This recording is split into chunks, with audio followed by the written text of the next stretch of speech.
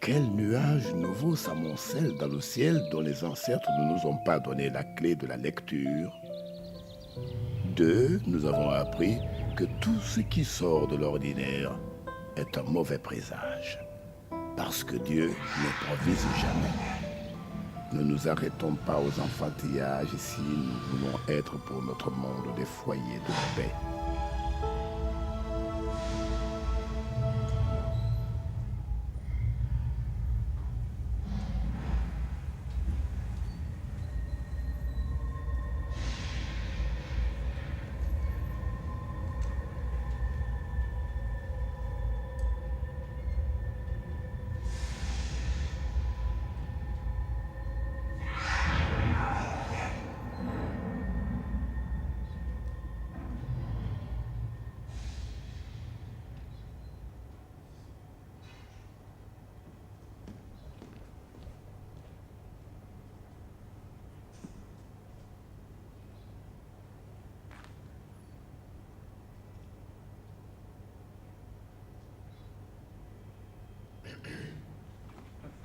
Excellence, j'arrive directement de l'aéroport.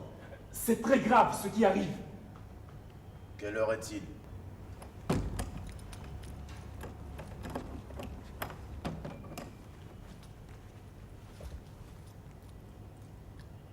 Il est 2 heures du matin, Excellence.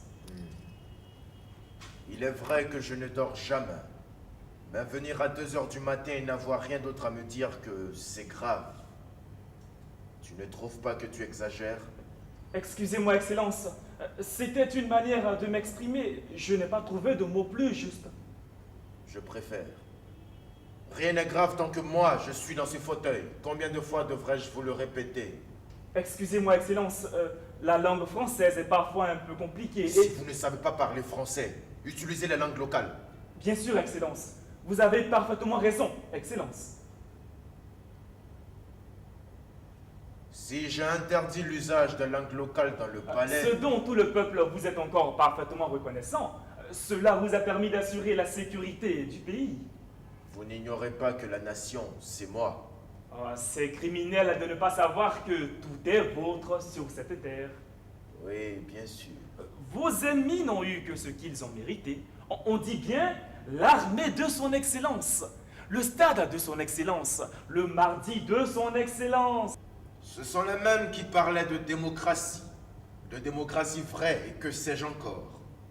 Ils avaient même l'outrecuidance de réclamer la création de partis politiques d'opposition dans ce pays où je suis. Dieu. C'est ce dont je suis venu vous parler. Comment ça? Hélas, Excellence, je crois que certains renégats ont dû nous échapper et sont allés intoxiquer nos amis et alliés avec leurs idées sordides. Vite ton sac, Massy. Qu'est-ce que tout cela veut dire? La conférence à laquelle j'ai eu l'honneur de vous représenter avait pour objet le financement des micro-projets dans les pays de notre région. À ma grande surprise, les débats ont rapidement glissé sur les conditions de financement et nos partenaires ont exigé, que dis-je, ont imposé la démocratie multipartite comme condition de toute intervention.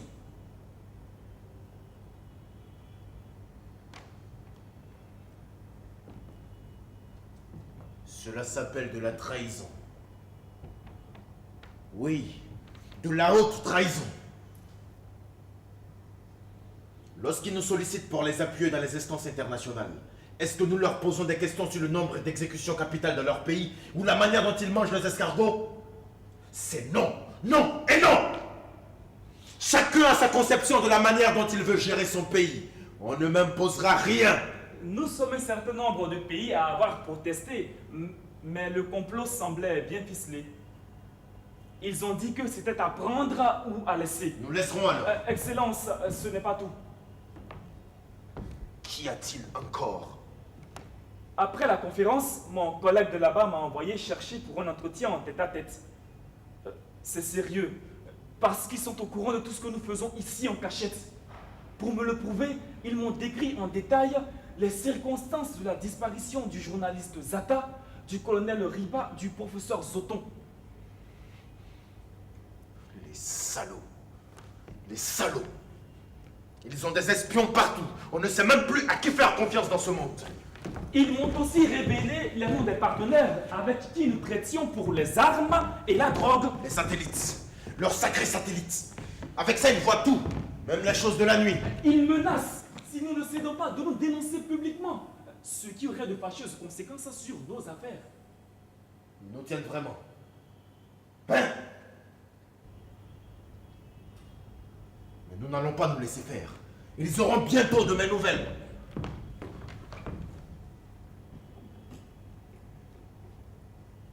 J'ai estimé que de telles informations devaient être portées à votre connaissance sans délai et ne doute pas que vous saurez, une fois de plus, trouver les solutions les meilleures.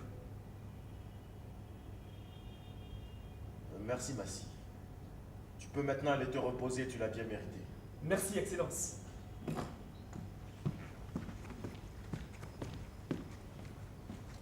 Massy. Oui, Excellence.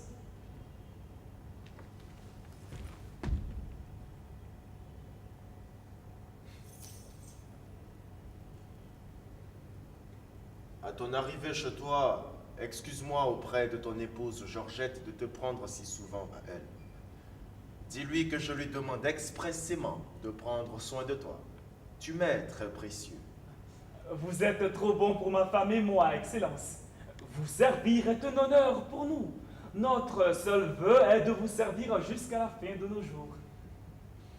Montre que tu m'es fidèle en transmettant mot pour mot à Georgette ce que je viens de te dire. Je compte sur son savoir-faire de femme pour te remettre de tes fatigues. À bientôt, cher ami. À bientôt, Excellence. Toujours pour vous servir.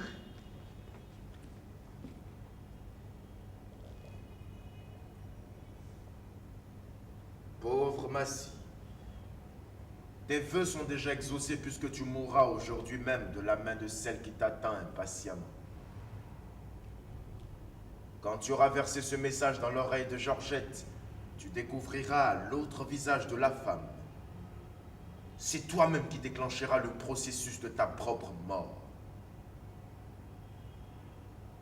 Il était un très bon serviteur, mais comme une éponge, il arrive un moment où c'est trop plein. Pour ma sécurité, il en sait trop maintenant.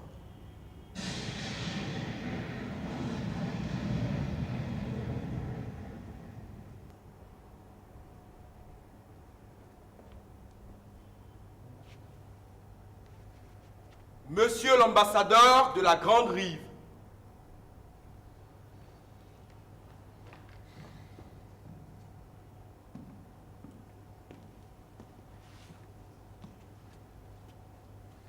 Je souhaite la bienvenue à Monsieur l'ambassadeur et à travers lui, exprime mes amitiés au président de la Grande Rive.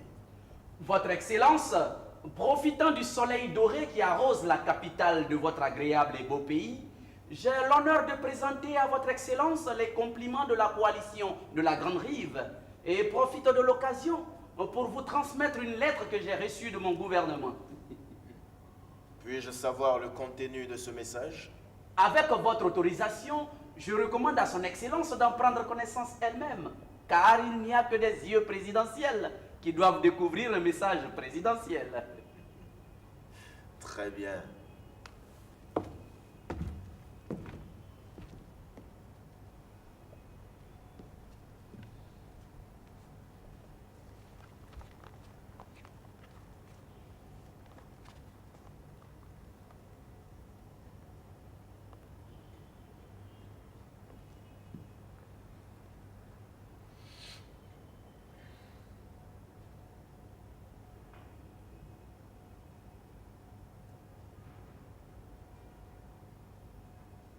Le contenu est on ne peut plus clair. C'est un diktat. Avec votre autorisation, Excellence, il s'agit plutôt d'une recommandation forte, Excellence. Recommandation forte comme vous le dites ou diktat, l'essentiel est là. Mais, monsieur l'ambassadeur, est-ce que vous vous rendez compte de ce que vous me demandez? Parfaitement, Excellence. Il y a quelque temps, vous me recommandiez la méthode forte. Ce sont vos services qui aidaient les nôtres à identifier les brebis galeuses et à les extraire du troupeau. Aujourd'hui, Vous venez m'imposer de manger à la même table que mes ennemis. Son Excellence est très grand connaisseur des intérêts et des enjeux qui gouvernent le monde. Elle sait également que tout l'art en la matière est de savoir tenir compte de la direction du vent du moment. Seriez-vous en train de dire que je suis une girouette? Pas du tout. Je ne me permettrai pas devant son Excellence une telle comparaison. S'il fallait absolument en arriver là, je dirais plutôt que vous en êtes le mât. La girouette, elle, tourne. Pas vous. Mais vous devez la laisser tourner. Sinon, le mât casse sous la pression du vent, Excellence. Vous le savez bien. Évidemment. Pour vous, c'est simple comme bonjour. Ce n'est pas un problème de simplicité, mais de nécessité, Excellence. Le danger que votre pays et le mien redoutaient ensemble n'existe plus. Nous devons adapter notre stratégie à la nouvelle situation. Quittons ces généralités et soyons plus concrets, monsieur l'ambassadeur. Vous voulez que je sorte les gens de prison et que je les autorise à se constituer en partie contre moi? C'est le moindre mal, Excellence, et vous n'avez rien à craindre. Privés de toute idéologie, ces gens sont comme des eunuques dans un harem, Excellence. Et ceux qui sont morts? Ceux que les tortures ont marqués à vie, qu'est-ce que nous en faisons? Ils ont fait l'histoire de l'humanité, Excellence. Ils sont là, monsieur l'ambassadeur. Si je les sors, le spectacle de leurs infirmités risque de révolter leurs parents. Mon pays est toujours à vos côtés. Faites pour le mieux, mais soyez comme vous l'avez toujours été, très discret. Nous vous construirons un hôpital pour ceux que vous aurez décidé de garder en vie.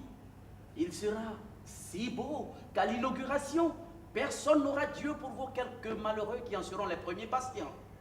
Tel que je connais votre peuple, il risque même de faire des jaloux parmi les bien portants. Soit. Et les partis politiques d'opposition? Là, Excellence, nous avons besoin d'avancer. Le péril passé, il faut que la démocratie ait toutes les facettes de son identité. Nous souhaiterions voir naître dans votre pays des partis d'opposition et des journaux indépendants susceptibles de canaliser les frustrations sociales de ces dernières années. C'est la seule issue valable, même pour vous.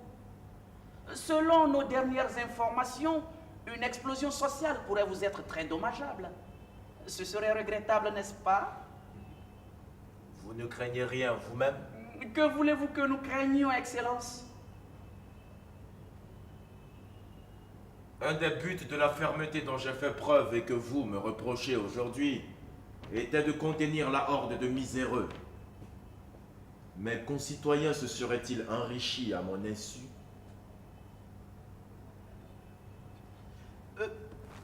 N'ayez aucun souci à ce sujet, Excellence. Des dispositions sont prises. N'immigreront chez nous que ceux que nous désirerons recevoir. Je vois. En somme, je suis en retard sur les événements.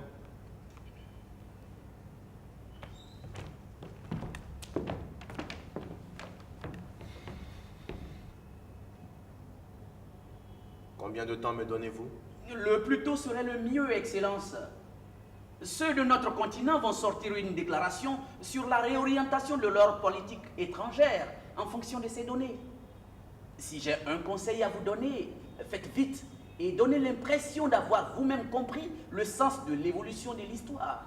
Je crois avoir compris, monsieur l'ambassadeur. Et vous? Vous êtes avec nous pour constater comment les choses évolueront. Excellence, vous êtes un grand ami de mon président et de mon pays, ne l'oubliez pas. J'ai ordre de vous aider à réussir. Au revoir, Excellence. Au revoir, monsieur l'ambassadeur.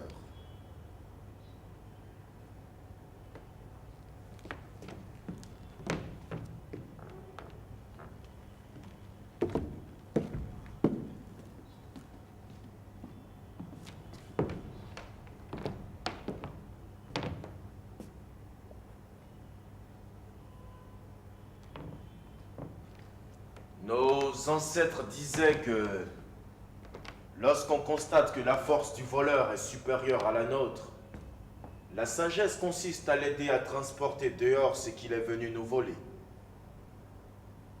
On me demande un plat que je suis obligé de servir. Je ferai au moins apprécier mon assaisonnement.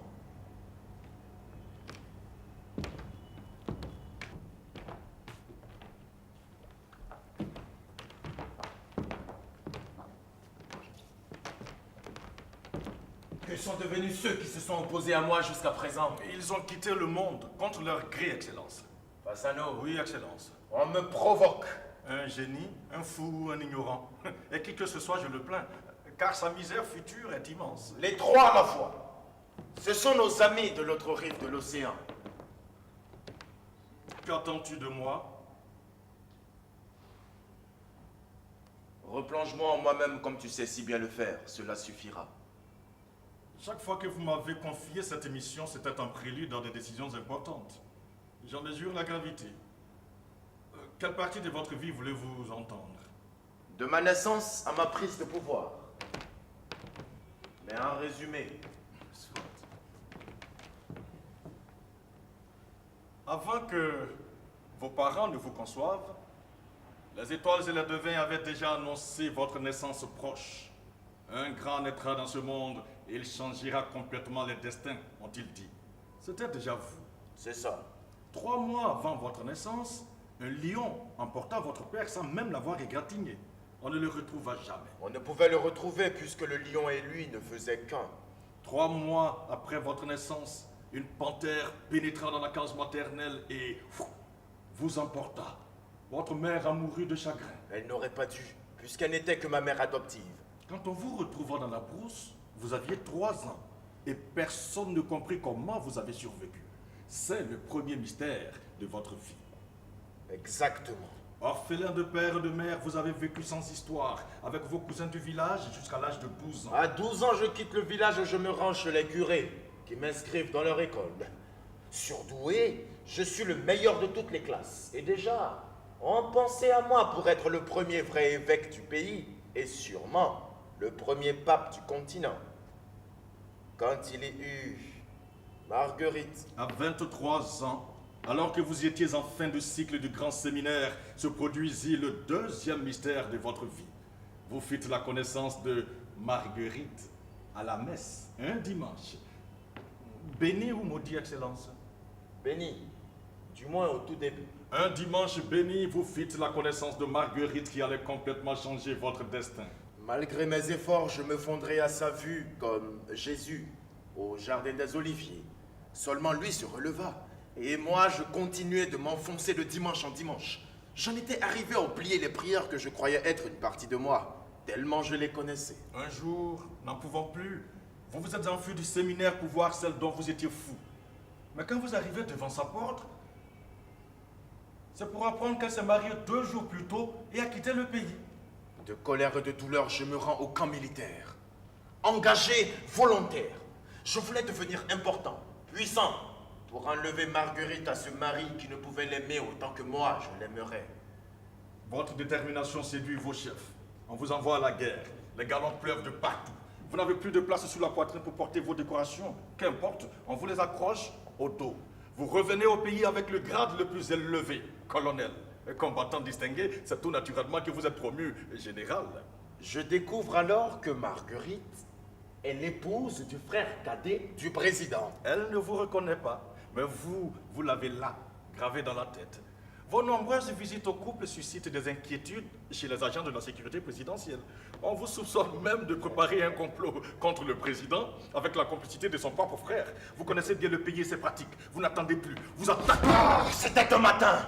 Mes hommes et moi ouvrons le feu.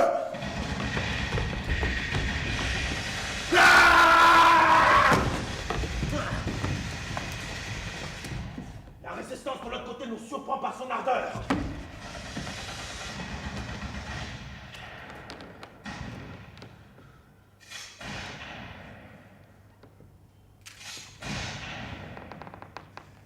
Le palais ne tombe qu'au bout de 3 jours de rude combat.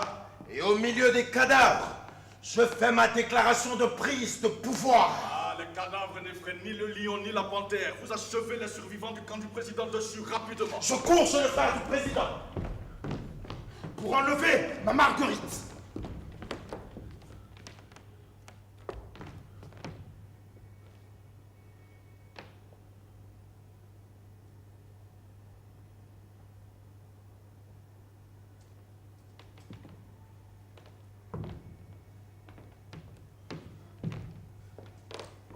des cadavres, vous apercevez celui de Marguerite.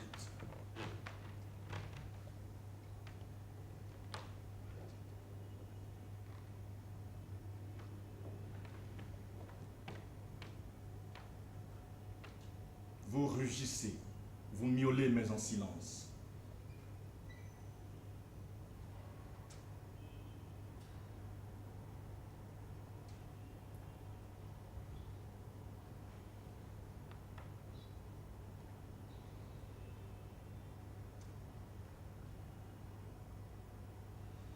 Depuis ce jour, on vous connaît cet air grave.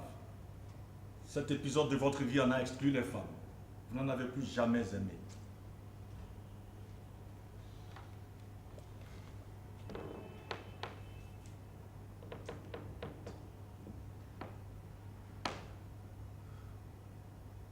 J'avais alors la force et la puissance, mais j'avais définitivement perdu Marguerite.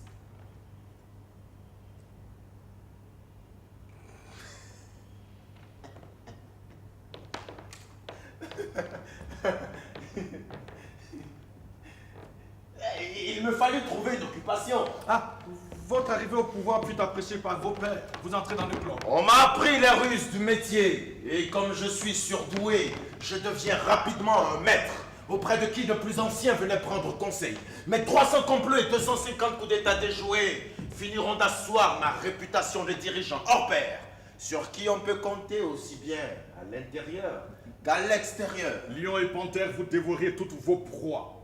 Le nombre des prisons fut réduit et celui des cimetières augmenté.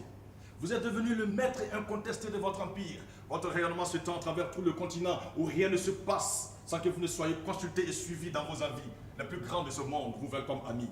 Et voici que maintenant, on demande aux lions et à la panthère de devenir des herbivores. Cela ne se peut, Excellence. Merci mon frère de me le rappeler. La force du lion est reconnue, la malice de la panthère aussi. À demain, mon plus que frère.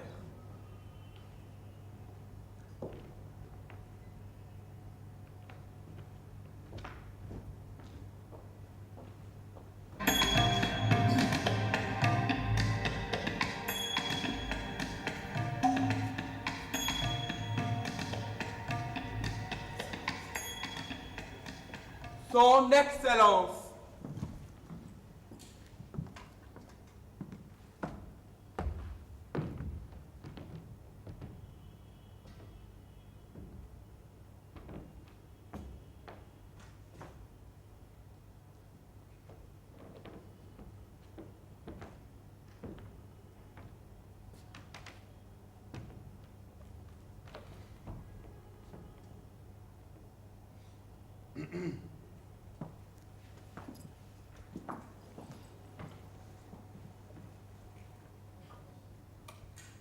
Je vous ai fait venir pour un entretien familial.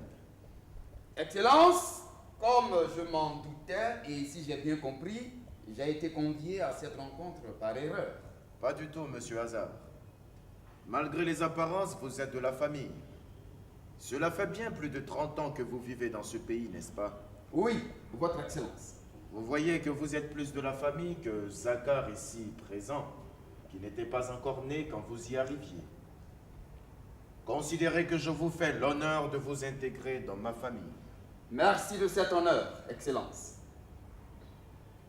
Vous n'avez pas d'explication à me demander sur vos liens avec moi?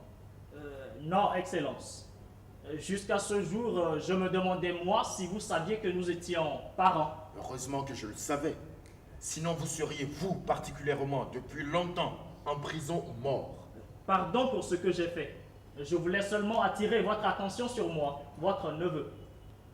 Ce n'était pas du tout la meilleure façon, mais passons. Tout ça est du passé maintenant. Zakar et Binta m'appartenaient parce que vous êtes mes neveux directs, n'est-ce pas? Oui, votre Excellence. Oui, Excellence. Dans ce cas-là, appelez-moi tonton. C'est plus familial et moins protocolaire. Bien, tonton. Puisque c'est vous qui le voulez.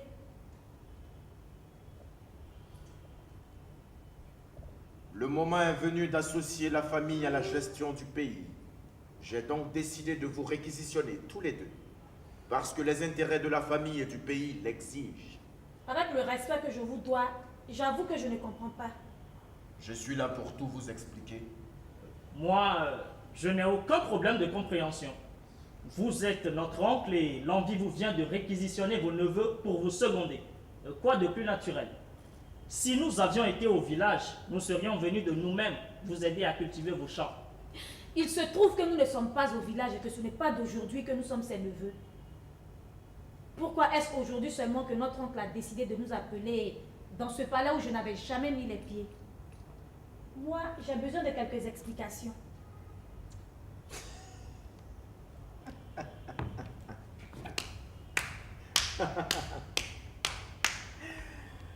Je reconnais là les traits de la famille. Tu m'apparais comme je t'imaginais, mordante, curieuse, à la limite de l'agressivité. Je suis fier de toi. Mais attention cependant, tu es certes en présence de ton oncle qui a aussi, ne l'oublie pas, le